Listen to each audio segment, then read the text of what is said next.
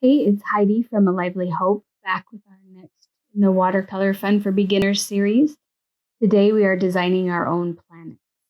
So I grabbed a bowl. You can grab a bowl or something else that's circular.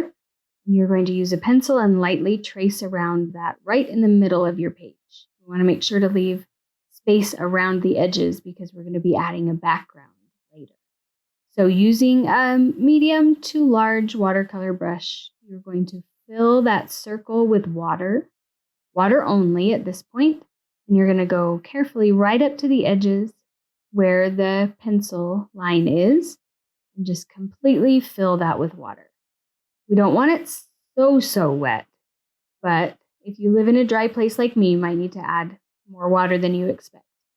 And then we're going to dip our paint into our paintbrush into our paint and just add dots of color, and then they will expand and create a very cool surface that looks like it could be a planet.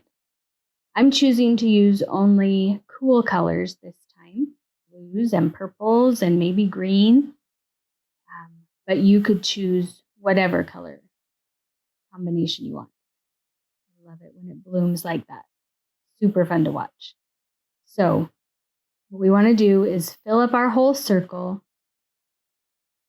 and whatever you imagine this planet looks like, that's what it looks like. So use your imagination, use your favorite colors, whatever you want to make.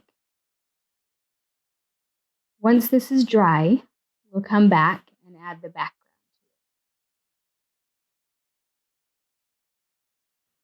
One pretty cool thing about watercolor is because I didn't get the rest of my page wet, only my circle, that's the planet in the middle, I can kind of move my page around like I'm doing to mix the paint colors, and the paint probably won't spread to the rest of the page. So that's a really cool thing. It's kind of fun to play with. All right, we're back. I let it dry. Now I have my beautiful planet. I haven't decided on a name yet. What do you think I should name it? Next, we're going to do wet on wet again in the background. This time we're going to use black and purple and dark blue to make it look like outer space. So you're just going to spread those colors all over the background, being super duper careful when you get close to the planet. You don't want to get the planet wet again because then the watercolor will reactivate and mix with your background. So you're going to be super stealthy and leave a space in between your planet and the outer space that we're making now.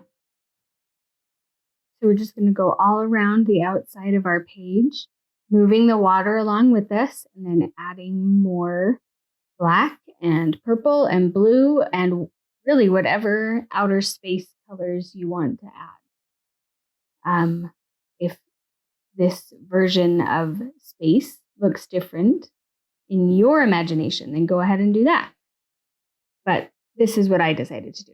So I'm going to spread around these dark colors all the way around the outside and then let it dry. And then I will come back and show you a cool trick with a white